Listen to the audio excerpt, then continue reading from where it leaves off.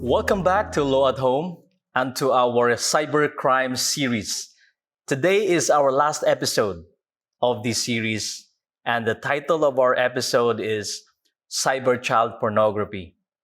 You might be asking, ano kini may atong mga topics after the family law series? You know, the victims of these crimes, cyberbullying, cybersex, cyberpornography, are children.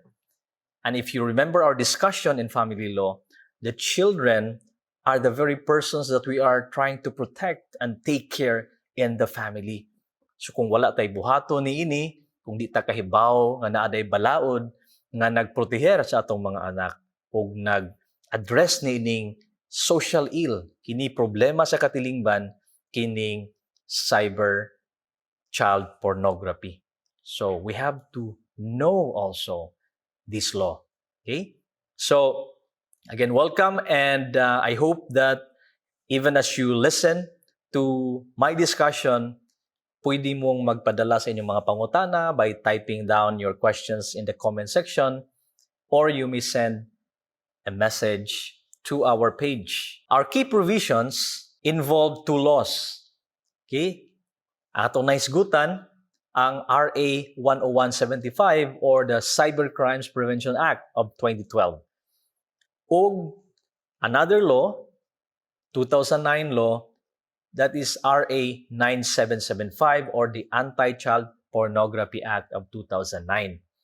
Okay? Nga namang kini mga duha because ang Cybercrimes Prevention Act ning refer man, no?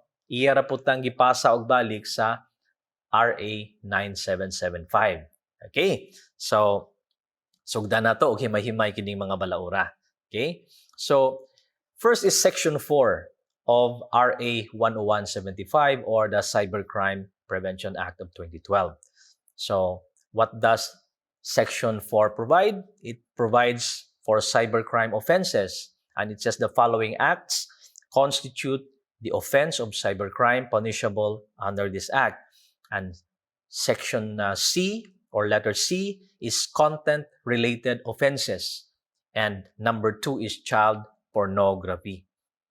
And it says the unlawful or prohibited acts defined and punishable by Republic Act number 9775 or the Anti-Child Pornography Act of 2009 committed through a computer system, provided that the penalty to be imposed shall be 1 degree higher than that provided for in Republic Act 9775. Take note nga sa Cybercrime Prevention Act, the same child pornography nga gi-provide sa RA 9775 pero committed through a computer system, mao nang mahimo nga cyber child pornography. Unya ang nakalahi nila 1 degree higher ang penalty. Okay?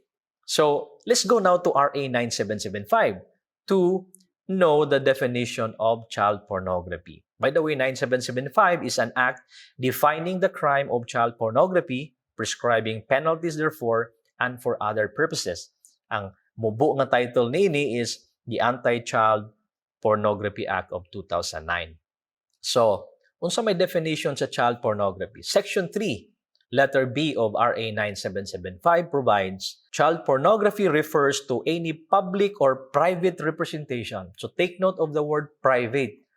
Kaya mga previous nga cybercrimes, kasagaran nila public, di ba? But this time, even private representation by whatever means of a child engaged in real or simulated explicit sexual activities or any representation of the sexual parts of the child for primarily sexual purposes. Timan-ila man na ang atong definition nga pwede og private, no, nga representation. And I will discuss later nga man nga niining balaura unique man ni siya nga even private pribado nga pakita nga man nga gihimo man nga criminal offense. Okay? So, what are the unlawful or prohibited acts in RA 9775? So, Section 4, there are about 8 prohibited acts. Okay? Number 1 is to hire, employ, use, persuade, induce or coerce a child to perform in the creation or production of child pornography. So, ug mo gamit na ka, mo engage na ka og bata aron makaproduce ka og child pornography, that's the first criminal offense under this law. Letter B, to produce, direct, manufacture, or create any form of child pornography and child pornography materials. So ikaw yung naghimo, nag-create na ka, nag-produce. So it's also a criminal offense. Letter C, to sell, offer, advertise, and promote child pornography and child pornography materials, crime po na siya, no? Of course, namaligya na ka og pornography materials involving children. Okay? Letter D, to possess, download, purchase, reproduce, or make available child pornography materials with the intent of selling or distributing them. Of course, di ba? Even nag-possess ka or even dili ikaw naghimo but you download or possess and then your intention is to sell it. That's also a crime under this act. Then letter E, to publish, post, exhibit, disseminate, distribute, transmit, or broadcast child pornography or child pornography material. So this time, you are publishing it already. Of course, that's crime. Or even posting. Take note, ha? Nag-post ka sa imong page or whatever platform diha, no? Imong i-post, kana pod crime na siya. Child pornography materials ang imong i-post.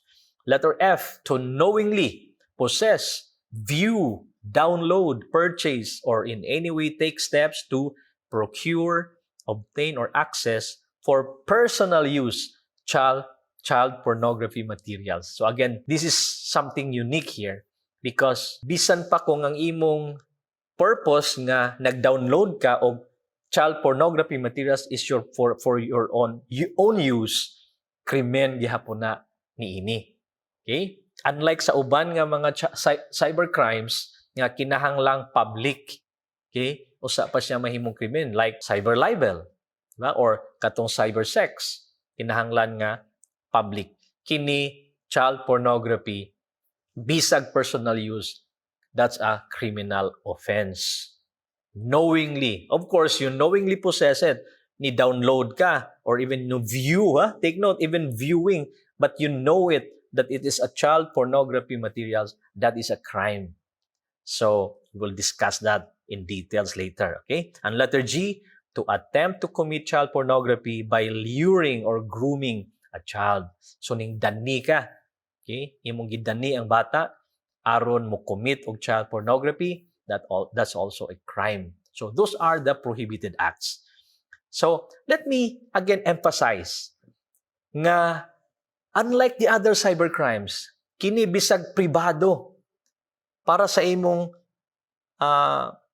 consumption, no? Nga nag-download ka, nga nag-view ka, ning possess ka o nag-purchase ka og child pornography materials, that's a criminal offense. So you better be careful. No, this is a warning to those who are doing this or even to those who are planning. So think again, no? Kay gi-monitor ni karon sa government and under this law gi-authorize ang atong mga enforcement agencies, no, to obtain information. And here's very important. Okay, I'm not techie, and I don't know how this is being done. But under this law, Section 5, internet service providers have the duty, okay, to report if they know of somebody or any activity involving child pornography. And okay, one of the duties of internet service providers or ISPs is to prevent access or transmittal of child pornography materials by any person and shall install a blocking system to prevent access to such materials. So I don't know how this is being done, kung gibuhat ba yun ni, but kung naamoy kaila or nahibalaan ng mga ISPs, they are supposed to do this, no? Nga they will prevent access or transmittal and they will install blocking system. Again, I don't know how this is being done, pero if you are a techie guy, you you might be familiar with this, and you may know how this is being done. Okay? And again, ISPs are required to report. And this is very important. An ISP or Internet Service Provider shall, upon request of proper authorities, furnish the particulars of users who gained or attempted to gain access to an Internet address which contains child pornography materials. So again, be careful. Sa katong nagbuhat ni ini, pwede nga i-require sa atong mga otoridad ang mga ISPs to divulge or to give information about the users nga may access nining mga internet address with child pornography materials. Okay? So mahibal-an na siya, and we have an interagency task force, okay, against child pornography. So better be careful. Not just ISPs but also internet content hosts. Again, I'm not so familiar. I don't know who are these entities and who are these persons considered as internet content hosts. But Section 6 of this law, RA 9775, provides that these internet content hosts shall not host any child pornography on its internet address. So, bawal sa ila. So, if you know of internet content host nga nag-host of child pornography materials or pornography in their internet address, i-report na sila because that's a criminal offense. And again, they're also required to report to authorities within 7 days if they know of any activities related to child pornography. Okay? And the same provision, just like the ISPs, no?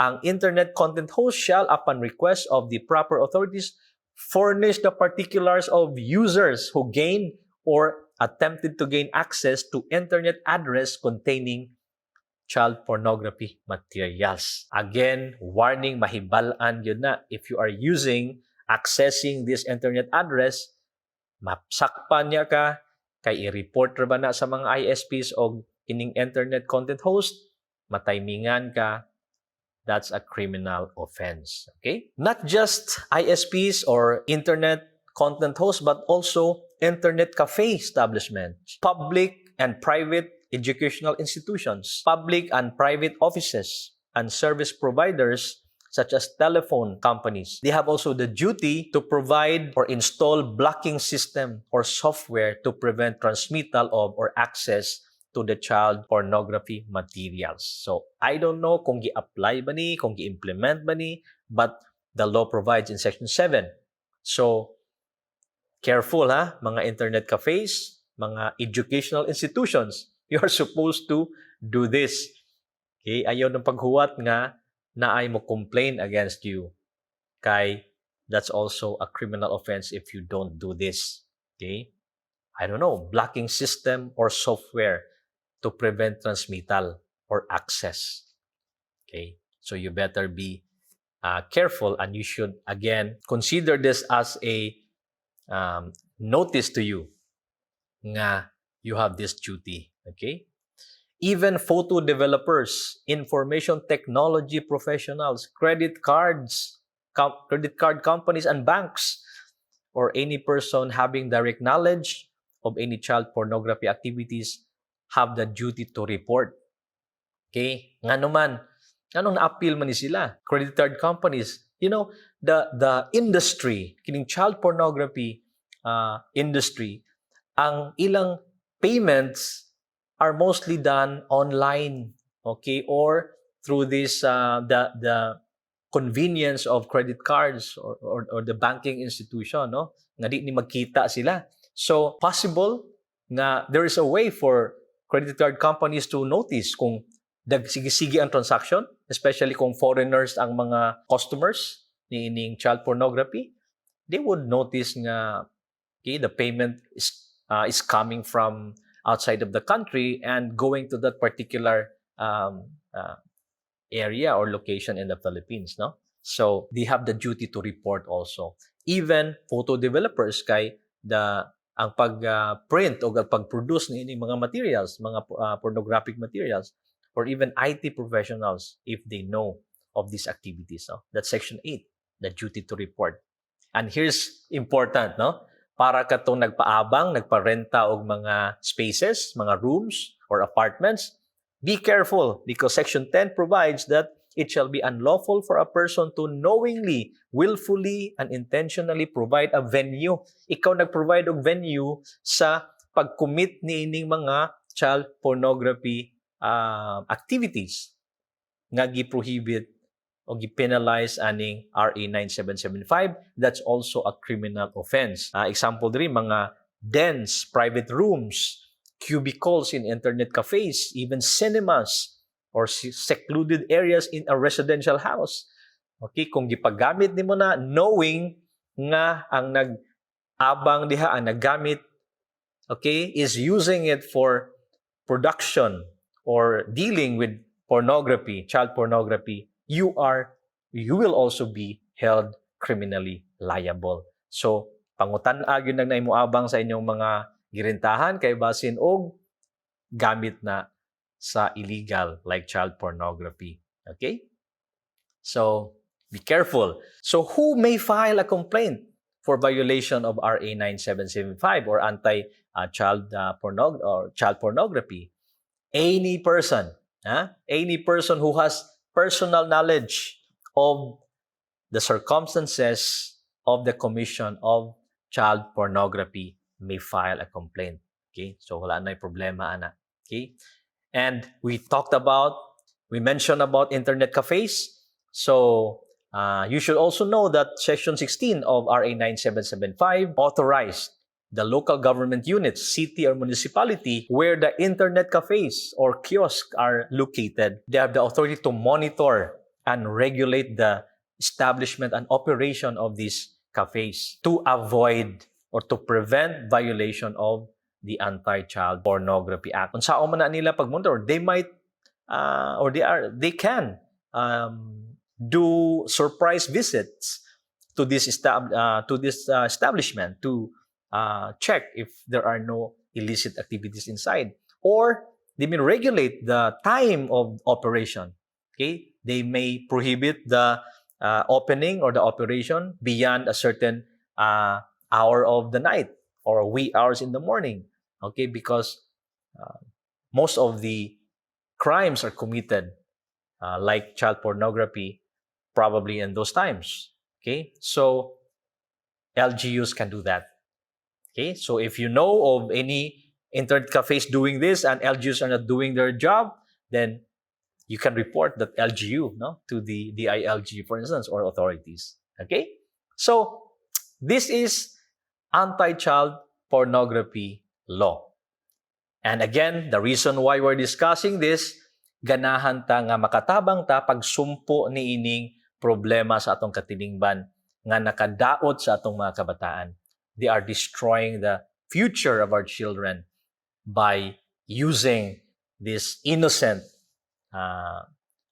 children in these illegal, nefarious activities. Okay? So, especially parents, again, we have this duty to make sure nga dili mabiktima ang atong mga kabataan. Okay? So, that ends our cybercrime series. So, I hope you learned something from this series, and I hope you, knowing these laws, I hope that we can contribute and help in preventing and reporting these illegal activities so that we can, again, protect these children from harm. So, please continue sending your questions. Naana ko'y nadawat ka mga questions, and for those who wanted or the nature of their question is requires confidentiality. So, di ba, I answered you in private, but the moment nga ang inyong topic, inyong question will be touched by any of our discussion, I might ask your permission that we can discuss this in this public forum, in this Law at Home. Okay? So, padayon lang pada sa inyong mga pangutana. Maybe by typing your questions in the comment section or by sending a message directly to us at Law at Home. Okay? So, next time, we'll be discussing another important provisions of law. And ako lang i-suspense na siya. Okay? But next week will be another interesting, and we'll be starting a new interesting series nga magamit na to no sa atong inadlaw-adlaw nga mga activities. Okay? So, please help me reach out to more people again. Like, follow our page, Attorney Rico Rentusa Law at Home, and share our videos no, to your friends and your relatives. And subscribe to our YouTube channel, Rico Rentusa, and share our videos. Okay? Para daghan ta og matabangan, ma-enlighten nga mga katawhan based sa atong mga ipang-discuss dinhi. Okay? So, thank you so much. This has been Attorney Rico Rentusa, reminding you to stay at home, stay safe, and stay out of legal trouble. Bye-bye. God bless you.